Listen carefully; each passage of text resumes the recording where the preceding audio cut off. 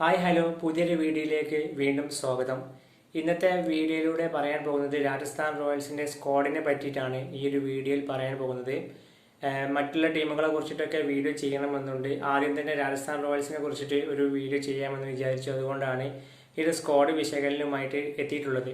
Rajasthan റോയൽസിൻ്റെ squad നോക്കുകയാണെങ്കിൽ ഈ ഒരു സീസണിൽ തന്നെ ഒരു എന്താ പറയുക, ഏറ്റവും പോസിറ്റീവ് സൈഡിലേക്ക് നോക്കുകയാണെങ്കിൽ രാജസ്ഥാൻ റോയൽസിൻ്റെ ഏറ്റവും വലിയ പോസിറ്റീവായിട്ടുള്ള ഒരു കാര്യം രാജസ്ഥാൻ റോയൽസിൻ്റെ ബോളിംഗ് ലൈനപ്പാണ്. രാജസ്ഥാൻ റോയൽസിൻ്റെ ബോളിംഗ് ലൈനപ്പ് ആവട്ടെ വളരെ സ്ട്രോങ് ആണ് എന്നുള്ളത് എടുത്തു പറയേണ്ട കാര്യം തന്നെയാണ്. കാരണം പേസ് നിരയിലേക്ക് നോക്കുകയാണെങ്കിൽ ജോഫ്ര ആർഷ്, അതുപോലെ ആകാശ് മധുവാൾ, ദുഷാർ ദിസ്പാണ്ഡെ പോലത്തെ ഒരു പിടി മികച്ച പേസ് ബോളർമാർ രാജസ്ഥാൻ റോയൽസ് ടീമിൻ്റെ പക്കലുണ്ട്.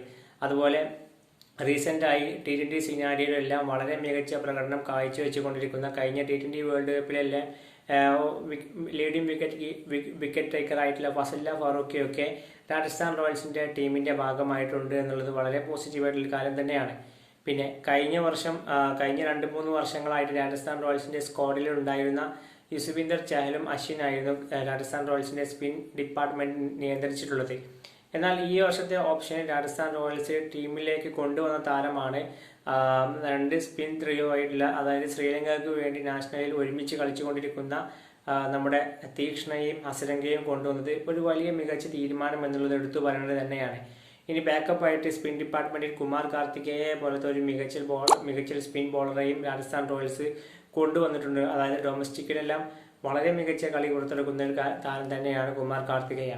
അപ്പോൾ രാജസ്ഥാൻ റോയൽസിൻ്റെ ബോളിംഗ് ഡിപ്പാർട്ട്മെൻറ്റ് നോക്കുകയാണെങ്കിൽ വളരെ സ്ട്രോങ് ആണ്. പിന്നെ രാജസ്ഥാൻ റോയൽസിൻ്റെ ഏറ്റവും ഒരു വീക്ക്നെസ് എന്ന് പറയുകയാണ് ബാറ്റിംഗ് ഡിപ്പാർട്ട്മെൻ്റ് ആണ്. കാരണം ജോസ് ബട്ട്ലറിനെ പോലത്തെ ഒരു മികച്ച താരം ടീം വിട്ടതിനെ തുടർന്ന് അദ്ദേഹത്തിൻ്റെ ഒരു ബാക്കപ്പിനെ രാജസ്ഥാൻ റോയൽസ് കൊണ്ടുവന്നില്ല.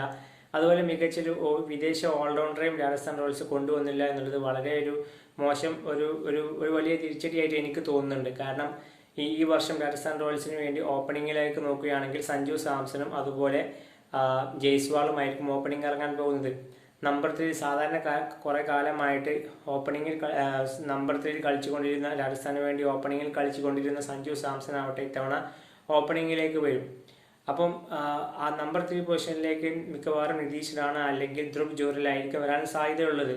ഇനി ധ്രുവ് ജൂറലിൻ്റെ കാര്യത്തിലേക്ക് നോക്കുകയാണെങ്കിൽ അദ്ദേഹത്തെ ചിലപ്പോൾ സാഹചര്യങ്ങൾക്കനുസരിച്ച് ചിലപ്പോൾ നമ്പർ 5-ലോ അല്ലെങ്കിൽ ചിലപ്പോൾ വിക്കറ്റൊക്കെ ഒരുപാട് പോയ സമയത്ത് അദ്ദേഹത്തെ ചിലപ്പോൾ നമ്പർ 3, നമ്പർ 4 അങ്ങനെ പല ബാറ്റിംഗ് പൊസിഷനിലും ഷഫിൾ ചെയ്ത് അദ്ദേഹത്തെ ഇറക്കാൻ സാധ്യതയുണ്ട് എന്നുള്ളതാണ്. ബാറ്റിംഗ് ഡിപ്പാർട്ട്മെൻറ്റ് നോക്കുകയാണെങ്കിൽ അതായത് പിന്നെ വേറൊരു കാര്യം എന്ന് വെച്ച് കഴിഞ്ഞാൽ ഇത്തവണ സഞ്ജു സാംസണ് വളരെയധികം റെസ്പോൺസിബിലിറ്റി കൂടും എന്നുള്ളതാണ്. കാരണം സഞ്ജു സാംസൺ കഴിഞ്ഞ കുറച്ച് വർഷങ്ങളായിട്ട് കളിച്ചുകൊണ്ടിരിക്കുന്ന ഒരു അറ്റാക്കിംഗ് മോഡൊന്നും അത്ര വളരെ അഗ്രസീവായിട്ട് കളിക്കാനൊന്നും സഞ്ജു സാംസനെ കൂടെ ഇത്തവണ കഴിയണമെന്നില്ല. കാരണം വളരെ ശ്രദ്ധയോടെ കളിക്കേണ്ടതായിരിക്കും ഈ സീസണിൽ. കാരണം എന്താ വെച്ച് കഴിഞ്ഞാൽ Sanju Samson most experience batter this team. അതുകൊണ്ട് തന്നെ നല്ല റെസ്പോൺസിബിലിറ്റി ഏറ്റെടുത്ത് അദ്ദേഹം കളിക്കേണ്ടതായിട്ടുണ്ട്. കാരണം ഈ ഒരു ടീമിൽ തന്നെ ഏറ്റവും സീനിയർ താരം സഞ്ജു സാംസൺ ആണ്. കഴിഞ്ഞ വർഷങ്ങളിലൊക്കെ ജോസ് ബട്ട്ലർ പല സമയത്തും സഞ്ജുക്ക് ഔട്ടായ സമയത്തൊക്കെ ഒരു ആങ്കറിങ് ഇന്നിങ്സ് കാഴ്ചവെച്ച് പല മത്സരങ്ങളും വിജയിപ്പിച്ചിട്ടുണ്ടായിരുന്നു. ഇത്തവണ ബട്ട്ലറെ പോലത്തെ ഒരു താരം രാജസ്ഥാനിൽ ഇല്ല എന്നുള്ളതാണ്. അതുകൊണ്ട് തന്നെ ബട്ട്ലറൊക്കെ ചെയ്തിട്ടുള്ള ആ റൂള് ഇത്തവണ സഞ്ജു സാംസൺ ചെയ്യേണ്ടത് തന്നെയാണ്.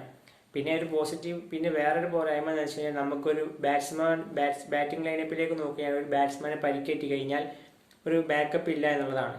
ഇപ്പോൾ ഓപ്പണിംഗ് ജയ്സ്വാളിന് പരിക്കേറ്റി വൈഭവ് സൂര്യവംശിയുണ്ട്. പിന്നീട് സഞ്ജു സാംസണൊക്കെ പരിക്കേറ്റി കഴിഞ്ഞാൽ ഒരു ബാക്കപ്പ് ഇല്ല എന്നുള്ളതാണ്.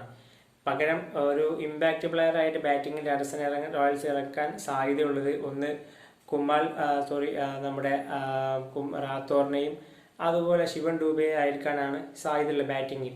പിന്നെ ഹിറ്റ്മാരുടെ ബാക്കപ്പ് ഇല്ല എന്നുള്ളതും ഒരു വലിയ പോരായ്മ തന്നെയാണ്. അതുപോലെ ഓൾറൗണ്ടറായി കൺസിഡർ ചെയ്യുന്ന ജോഫ്ര ആർച്ചർക്കും ഒരു മികച്ച ഒരു ഓൾറൗണ്ടർ ബാക്കപ്പ് ഇല്ല എന്നുള്ളതും ഒരു വലിയ തിരിച്ചടിയാണ്. അപ്പോൾ ടോട്ടലി നോക്കുകയാണെങ്കിൽ രാജസ്ഥാൻ റോയൽസിൻ്റെ ബോളിംഗ് ലൈനപ്പ് അടിപൊളിയാകുമ്പോൾ ബാറ്റിംഗ് ലൈനപ്പ് ബാക്കപ്പ് ഇല്ല എന്നുള്ളത് ഒരു വലിയ തിരിച്ചടിയായിട്ട് കാണുന്നുണ്ട്. ഏതായാലും ഈ ഒരു ടീം വെച്ച് മികച്ച പ്രകടനം രാജസ്ഥാൻ റോയൽസ് പുറത്തെടുക്കുമെന്ന് നമുക്ക് പ്രതീക്ഷിക്കാം. ഏതായാലും ഈ ഒരു വിശകലനവുമായി ബന്ധപ്പെട്ട നിങ്ങളുടെ അഭിപ്രായം എന്തായാലും വീഡിയോക്ക് താഴെ കമൻറ്റായി രേഖപ്പെടുത്തൂ. അടുത്ത വീഡിയോയിൽ ഏത് ടീമിനെ പറ്റിയാണ് പറയേണ്ടതും എന്നുള്ളതും നിങ്ങളുടെ അഭിപ്രായം എന്തായാലും വീഡിയോക്ക് താഴെ കമൻറ്റായി രേഖപ്പെടുത്തൂ.